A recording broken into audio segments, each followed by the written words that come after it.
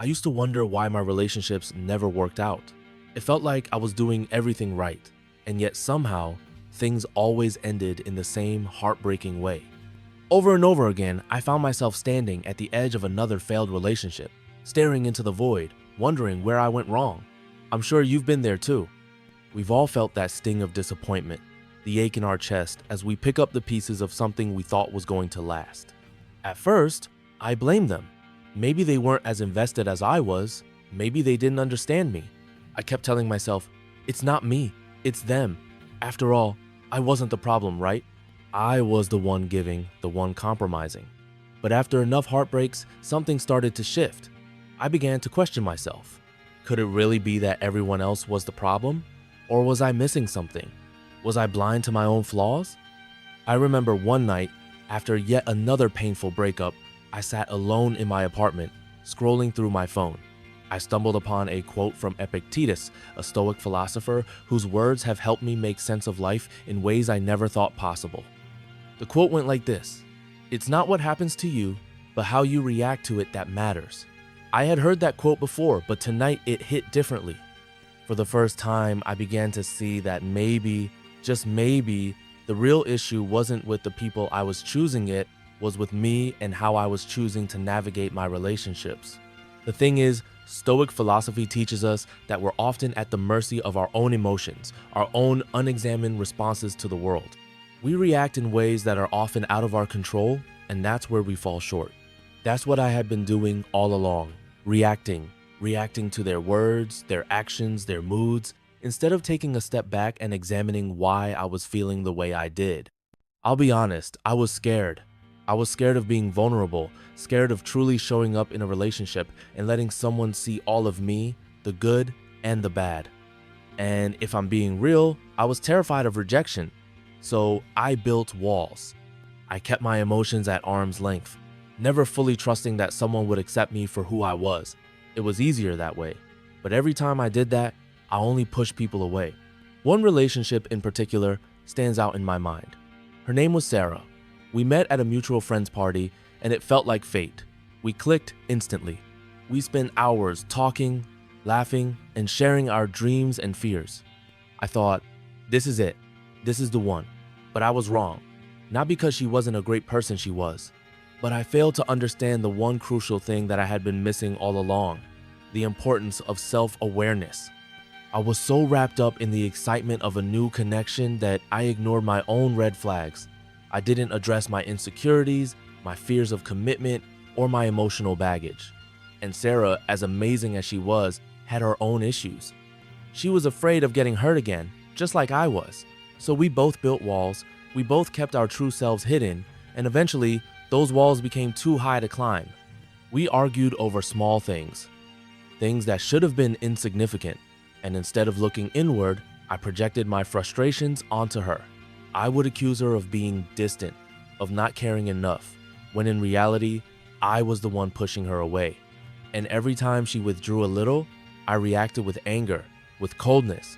It was a cycle that seemed unbreakable, until one night, after one of our heated arguments, Sarah said something that cut deep. "I can't keep doing this. You're never really here, not the way I need you to be. You're always on guard, always holding something back." That hit me like a ton of bricks. For the first time, I saw myself for what I truly was afraid. Afraid to be vulnerable, afraid to let someone love me because I didn't know how to love myself. And that's when I realized the truth. Relationships fail not because of what others do, but because of how we show up or don't show up in them. In the weeks that followed, Sarah and I tried to make it work, but the damage was done. We were both too emotionally scarred, too afraid to let go of the past and trust each other. I knew it was over before she even said it. And when she left, I was devastated, but also relieved in a strange way. At least the emotional turmoil was over.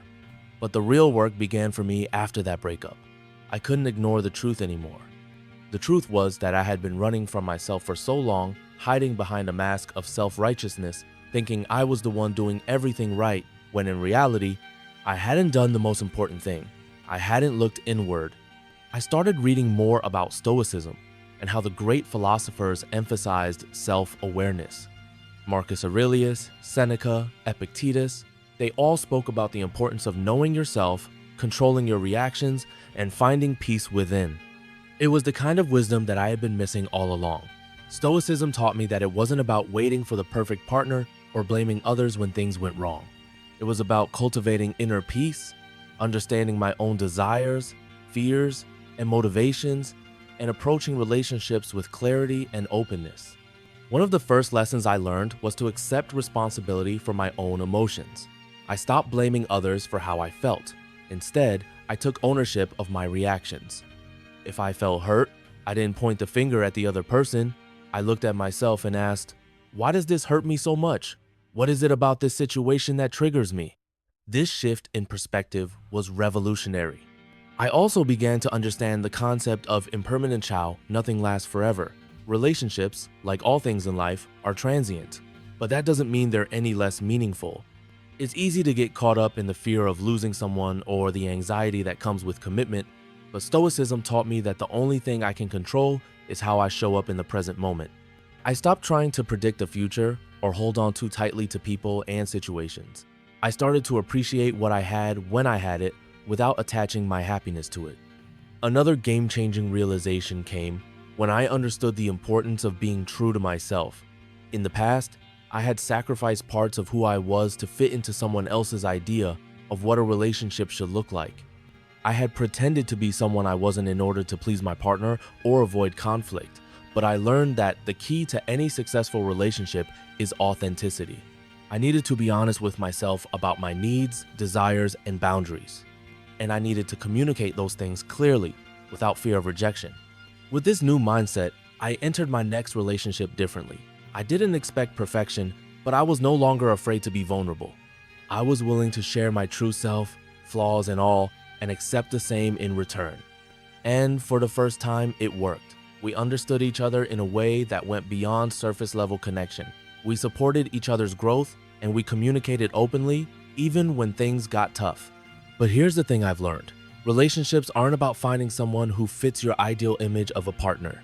They're about finding someone who complements you, who helps you become a better version of yourself, and vice versa.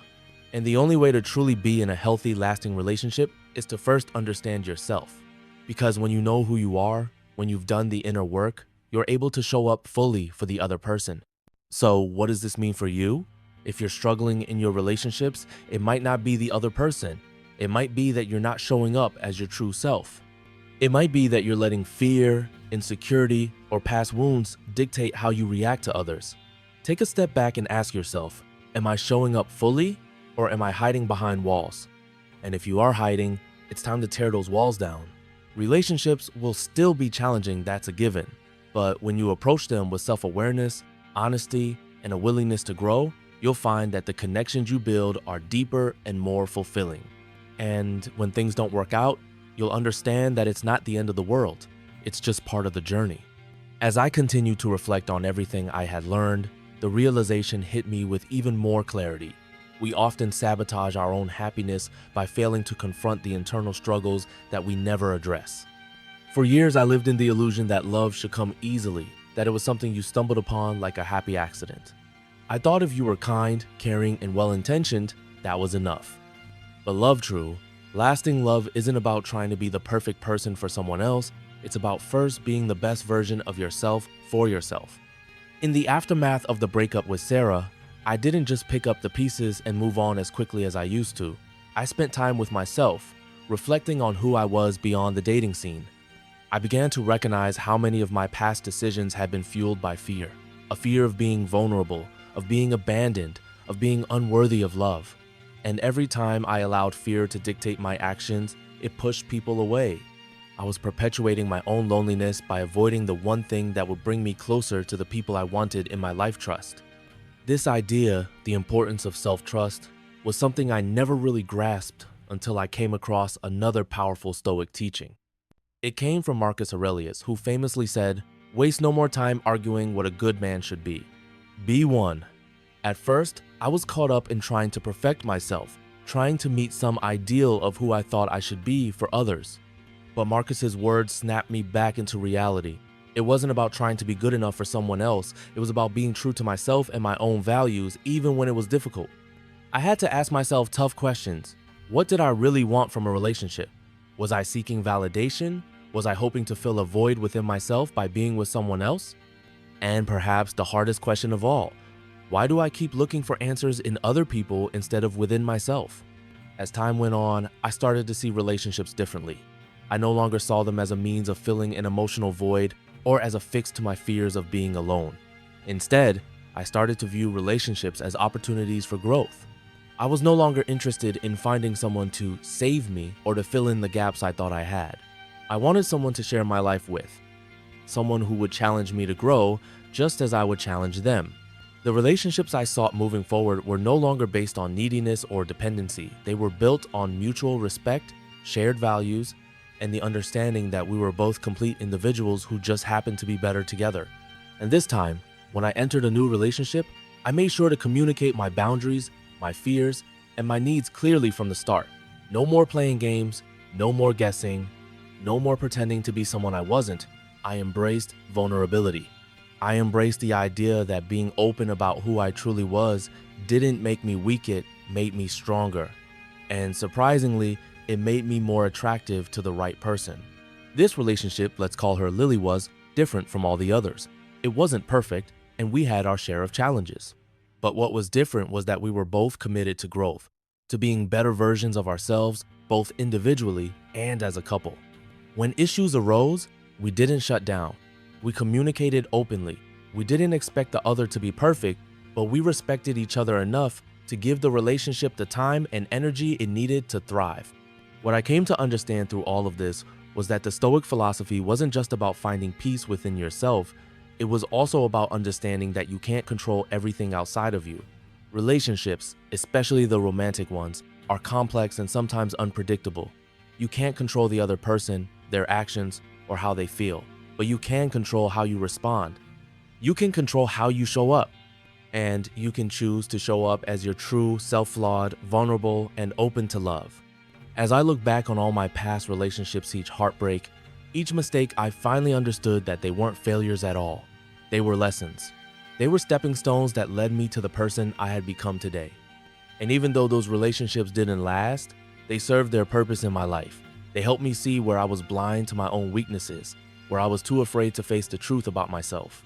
In the end, I realized that relationships only fail when we fail to show up for them, when we fail to look within ourselves and do the necessary inner work. Relationships are mirrors, they reflect who we are.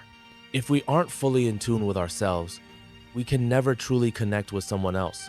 The key to making a relationship work, to finally getting it right, lies in how well you know yourself. You have to be comfortable being alone with your thoughts, your emotions, and your past.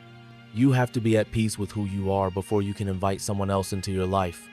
And once you do that, once you let go of the fear of rejection and the pressure to be perfect, you'll see how relationships can be a beautiful, fulfilling part of your life. When Lily and I had our first real conversation about where we were going, I felt a calmness that I had never felt before. There was no anxiety, no fear of making the wrong decision. We were two people who chose to be with each other, not because we needed each other, but because we wanted to build something meaningful. And that was something I had never experienced before. We're not perfect, of course. There are still times when we disagree, times when our fears surface, but we've learned to work through them together.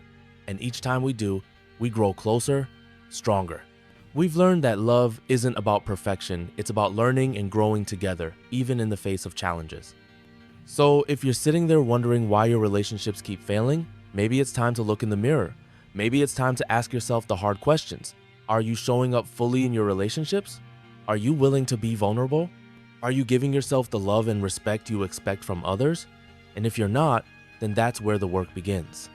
If this story resonated with you, if you're ready to take that next step and do the inner work to improve your relationships, don't forget to like this video, subscribe, and share it with someone who might need to hear this.